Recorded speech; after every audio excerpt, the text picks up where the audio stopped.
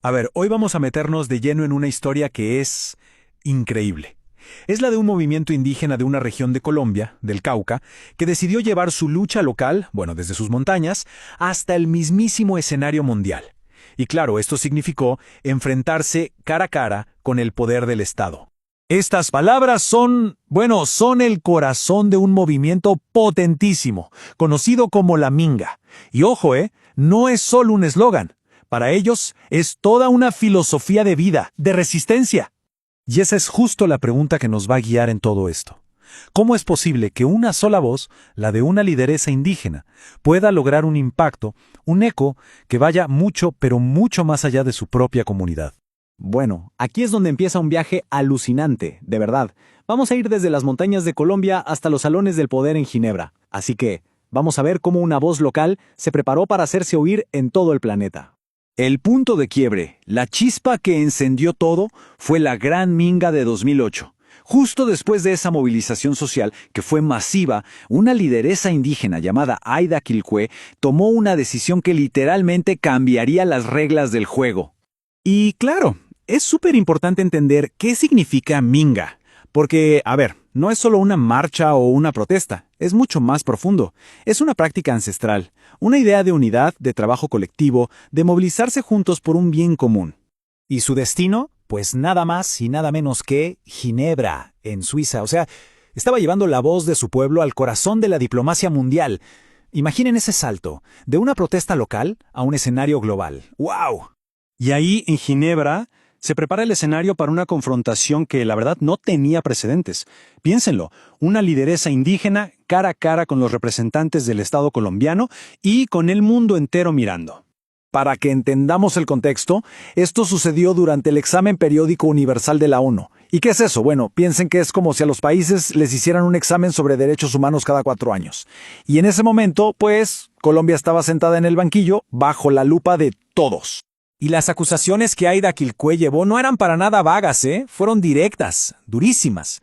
Habló de asesinatos de indígenas por parte de las fuerzas del Estado, denunció leyes que violaban sus derechos y también señaló la negativa del gobierno a adoptar la Declaración de la ONU sobre los derechos de los pueblos indígenas. ¿Y el resultado? Bueno, el resultado fue simplemente asombroso. Miren, el movimiento indígena iba con la esperanza de conseguir con suerte 3 votos de apoyo. Pero la realidad, superó todo. Consiguieron el respaldo de 36 países, más del doble de los 16 que apoyaron al gobierno colombiano. Fue una victoria diplomática que, de verdad, nadie se esperaba. Ahora, vamos a ver cómo se tradujo esta victoria en la vida real. Porque claro, no fue solo algo simbólico. Tuvo consecuencias muy concretas, tanto fuera como dentro de Colombia. El primer resultado se vio casi de inmediato. A principios de 2009, el gobierno colombiano, el mismo que se había negado, finalmente ratificó la Declaración de la ONU sobre los derechos de los pueblos indígenas. O sea, la presión internacional funcionó. Y con eso, una de las principales demandas de la Minga estaba cumplida. Pero el eco de la victoria también se sintió, y muy fuerte, en casa. A nivel nacional, la Corte Constitucional de Colombia, que es el tribunal más importante del país, les dio la razón y ¡pum!, anuló una ley que el movimiento consideraba súper dañina, el Estatuto de Desarrollo Rural. ¿Y saben qué fue lo más potente del fallo de la Corte? Que reconoció que al no incluir a los pueblos indígenas al crear esa ley, se estaba generando un déficit de protección, o sea, un vacío legal que iba en contra de la misma Constitución. Eso fue un espaldarazo legal gigantesco. Pero, y aquí la historia da un giro muy oscuro. Porque las victorias en derechos humanos muchas veces vienen con un costo personal altísimo. Y en este caso, el precio a pagar fue terrible. Porque el éxito en Ginebra no trajo fiestas, sino una reacción violentísima. Una represalia directa, brutal, que lo único que buscaba era silenciar al movimiento, como fuera. La secuencia de lo que pasó después es escalofriante, de verdad. Primero, después de la Minga, emiten órdenes de captura contra los líderes, y al poco tiempo de que Aida hablara en Ginebra, a su esposo, Edwin Legarda, lo asesinan. Fue el propio ejército. La conexión es que no se puede negar. Y es la propia Aida Quilcue quien conecta su tragedia personal con el triunfo en Ginebra. Ella misma cuenta que les advirtieron. Sabían que el apoyo internacional que habían logrado era algo muy grande, y que eso, en Colombia, podía traer consecuencias. Pero además, el ataque fue muy específico contra ella como mujer. No fue solo un golpe político, buscaron destrozarla moralmente. Llegaron al punto de acusarla, falsamente, de ser la responsable de la muerte de su esposo. Una táctica, de una crueldad increíble para tratar de debilitar su liderazgo. Entonces, ¿de dónde sale la fuerza de Aida Quilcue para aguantar todo esto? Pues hay que mirar su historia personal y también el enorme legado de resistencia del que ella es parte. Esa fortaleza no salió de la nada. Su capacidad para resistir viene de mucho antes.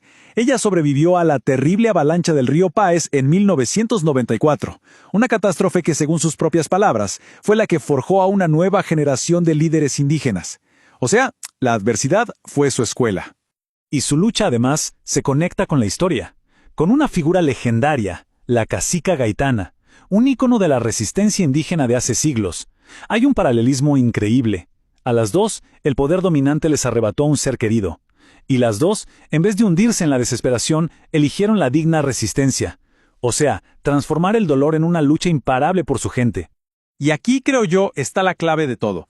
La estrategia que perfeccionó el movimiento indígena del Cauca. Primero, decirle no a la lucha armada. Segundo, apostarlo todo a la movilización social, pero de forma no violenta. Y esa decisión, precisamente esa, les dio una legitimidad enorme, no solo en Colombia, sino en todo el mundo. Se convirtieron en un modelo a seguir.